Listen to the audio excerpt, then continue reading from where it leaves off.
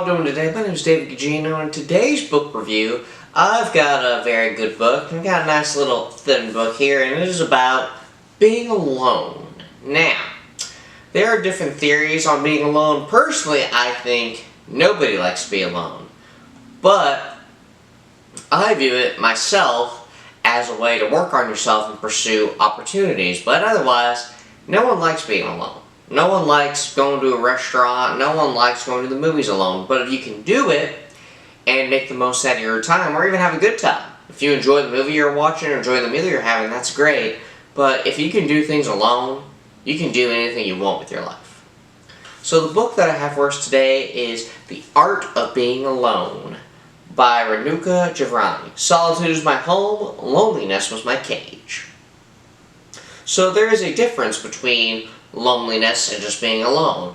Being alone is like, right now I live by myself, I'm alone in my house. Loneliness is I'm like depressed and I'm sad because I'm alone. I'm afraid that other people judge me because I live alone.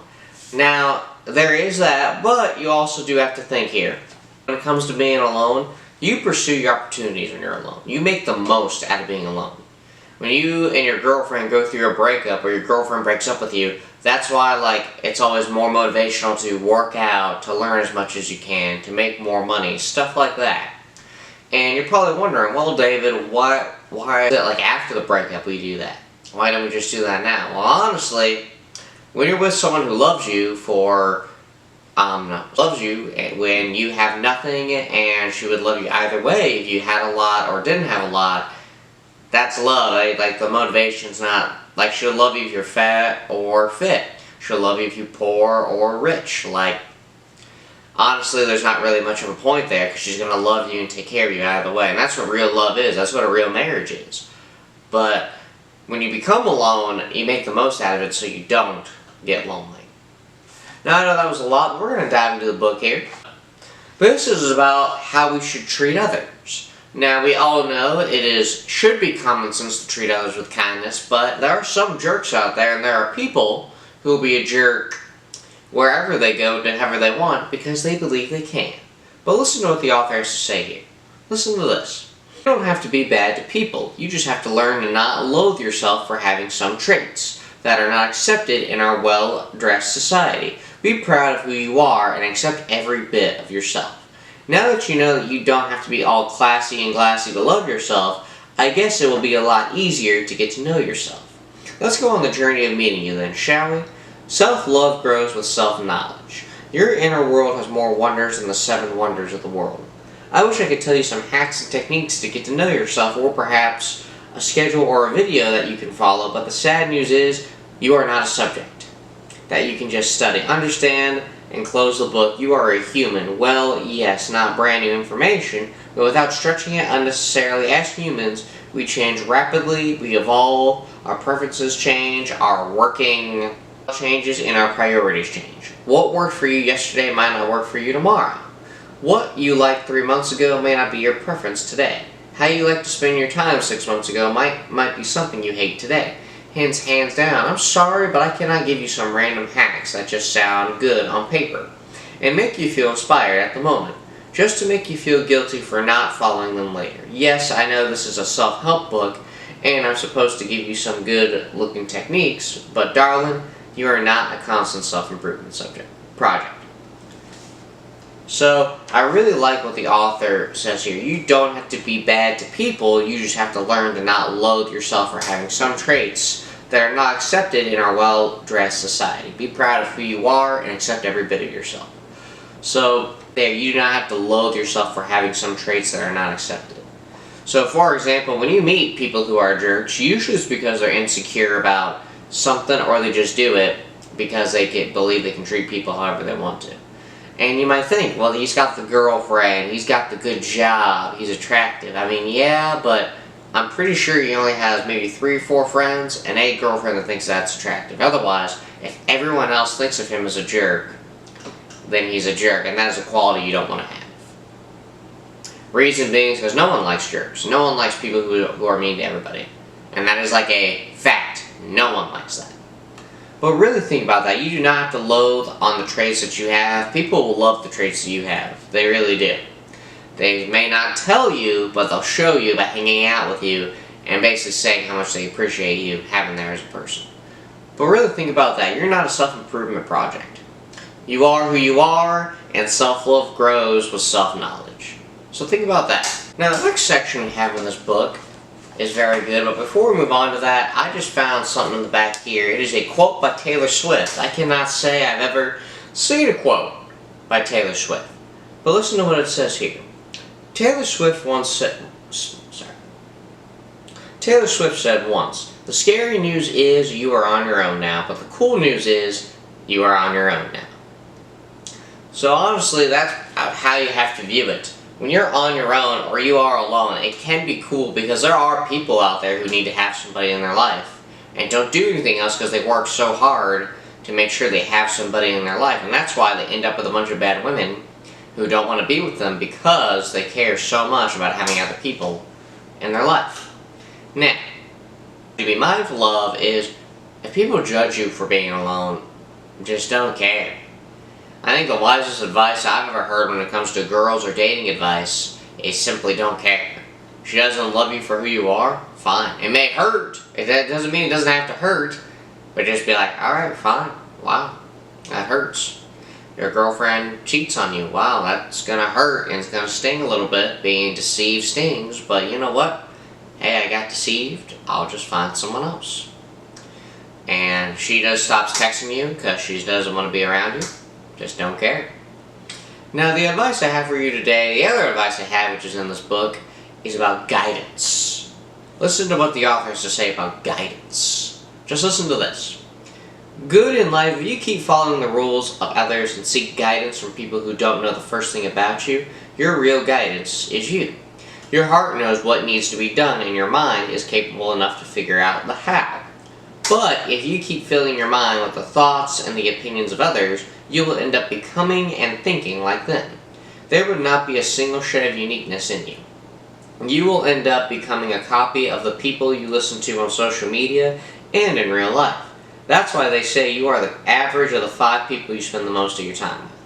The question is pretty simple here. If you are the average of 5 people you spend the most time with, then how will you become an average of yourself? If you don't spend any time with yourself, if you become like the person whom you spend the most time with, then does that mean you are going away from your real self for you don't spend any time with yourself?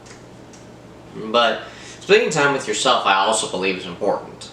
Why? Because we need to get to know ourselves, we need to build the habit of not having to be around people, and honestly it gives you opportunities. With the technology we have today, you can make YouTube videos, you can work out wherever you want, you can critique movies, you can critique books, there are so many opportunities that you can do in your own home. And honestly, how do you become an average of yourself if you don't spend any time with yourself? Because if you spend time with everybody, you're going to eventually be like those people. If you get drunk all the time and continuously drink and just party all the time and you spend time with those people, but then when your friends grow up and they don't like doing that anymore, but you still do, you're going to be like, I don't know what else to do. I don't really know myself. And then you're going to look back on those years of you partying and being like, wow, I hate how I wasted my whole life partying. And there are stories like that. People who party out of high school, party through their 20s, through their 30s, and then by the time they're 40, they still don't know what they want to do with their life, and they're still broke and have no money. So, guidance is you. Your heart knows what needs to be done, and your mind is capable enough to figure out the how. So in life, the person you guide you, but the advice people give you, the coaching you get, and the counseling you get, you basically guide all of that. You view it, you perceive it in a way that you understand it, and in a way that it's going to help you. Whether you like it or not, you need to live in reality. You need to have guidance on reality. If you do not have a job and have no money, there's no like, yeah, I live at home, my parents pay my bills. Nope. You are a loser who anything because you don't want to work. And honestly, that's the thing in life. I do not respect people. You do respect everybody in life. You do. That is a rule in life. That's what the Bible says. You respect everyone. So I shouldn't say that. But I don't really have empathy for people who don't want to work. And it's not my problem that you don't want to work and you have no money. But I do want to mention that on this channel. No matter who you are in life, I respect you. Your life together does take some time and does take some real guidance. And it takes spending time with yourself. So think about that. Third and final section of this book that we have here is about doing nothing. Now, when it comes to doing nothing, on my days off from my day job, I have 3 days off. I like having days where I don't do nothing. Usually the third day before my rotation starts again, I do like when I do nothing. But there are trade-offs to that. Trade-offs as in, like, you go to bed and you're just like, wow, I did nothing all day. Or you're restless figuring out what to do, your back is sore, your body hurts just from lying around all day. So it's kind of like stuff like that. But in reality, you do have to think though. When it comes to doing, sometimes having a day where you do nothing is needed. And the reason I say that is because depending on what you got going on with your life, you should have, personally I think once a week you should have a day where you do nothing. But depending on how busy you are, it could just be once a month. But that once a month, you wake up, you don't worry about anything. You just lie around, you watch stuff, you sleep. You just really make sure that you recover your brain and recover your body. It's crazy, but your nervous system only takes like 2 days to recover. Through proper sleep and proper stretching, it only takes 2 days to recover. But we're going to dive into this section here about doing nothing. So listen to what the author has to say here. Listen to this. Doing nothing means doing absolutely nothing. No mobile or social media, no book or gossiping, just you in the moment with no hidden purpose. It means slowing down without hurling your mind in multiple directions. And just being the sweetness of doing nothing or the art of being idle is somewhat similar to me. Our world is full of cheap entertainment. As soon as we feel bored, we put on Netflix or watch a bunch of people dancing on YouTube. Or doing weird acts on social media. All in all, entertainment is at our fingertips, and we access at any time. But that is making us weak and numb. We wear busy as a badge of honor. If we are not working, we are doing personal development, traveling, being productive, starting businesses, learning, growing, creating, and not being busy feels scary. For some people, it means that they have to meet themselves face to face. For others, it means not feeling worthy. Some can't handle not being perfect and useful. And when we have free time, it doesn't feel right. We have learned to either silence or numb our brains. We throw either short-term pleasure or entertainment or a big to-do list at ourselves every day so that we are always busy. But what we don't realize is that being purposely idle is an art. In a world where you have thousands of options at your fingertips to enjoy, it's an art to know how to feel completely satisfied with doing nothing. Not only do you put a full stop to unnecessary content and give your mind the much needed relaxation when you consciously choose to do nothing, but you also learn how to practice self-control.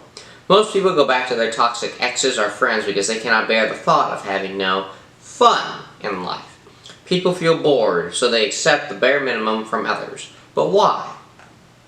Being idle is more like a form of meditation. You do nothing. You sit alone with yourself. The only condition is to be aware of your mind.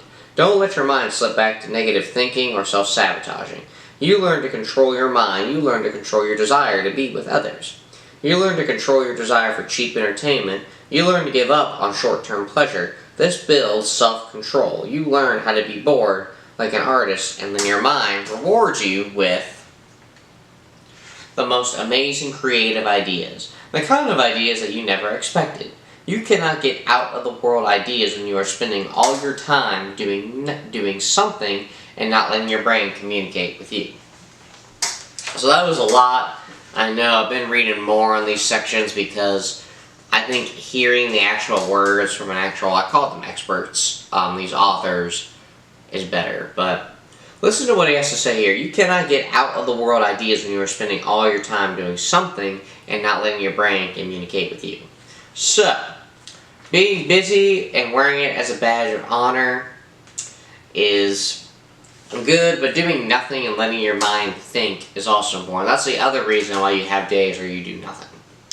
And the other thing is, wearing busy as a badge of honor is like, it's scary, but there are two kinds of scary. With my job, if I was spending 80 hours a week at my job, and I just worked, went home, slept, worked, and it was like, that was my life, that's not interesting. There's something else you gotta do. If I needed the money, that'd be different. But also learn how to practice self-control. See, self-control is so important. That's another thing with my generation, is we have no self-control. If there's a movie, like my day starts at 6 a.m., I have coworkers who will start a movie at 10 o'clock and go to bed at midnight because they wanted to watch that movie. And then I tell them, what if you just chose to sleep? What if you just chose to let your body rest? Now, being idle is more like a form of meditation. You do nothing. You sit alone with yourself. The only condition is to be aware of your mind. And being aware of your mind is also important. Movie and you're about to fall asleep. Walk around while watching it. If you're around friends and they're doing drugs and your mind's thinking, hey, I want to do this with them, then you're going to be like, nope, I'm not slipping back into old habits, and then you leave. So being aware of what you're thinking about and aware of the situation you're in that's causing you to think that way is super important. Super important. A lot of people do not think like that. And being satisfied with doing nothing, I mean, you're probably going to be for that one day out of the month or week. But in reality, if you do nothing every day, you should not feel satisfied. You should honestly feel disappointed. But other than that, doing nothing, guidance, and loneliness, and what was the other thing that we talked about? There was guidance, there was this, there was guidance, and then there was doing nothing, and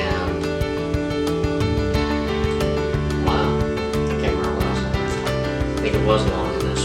But honestly though, this is The Art of Being Alone. This was a very good book, and if you are alone, I hope you make the most out of your life, and I hope you read this book. It's a short, easy read. I put it on my list to read twice, but thank you all for those who are watching my second reviews. Thank you all for watching my videos. I hope you read this book, The Art of Being Alone, and the takeaway for this video is try doing nothing. Try to do something today. Whether it's cleaning, whether it's pursue opportunity, or whether it's talk to an old friend. If you have nothing going on today, find something to do. Just find something to do. Thank you all for watching, and you all have a great day.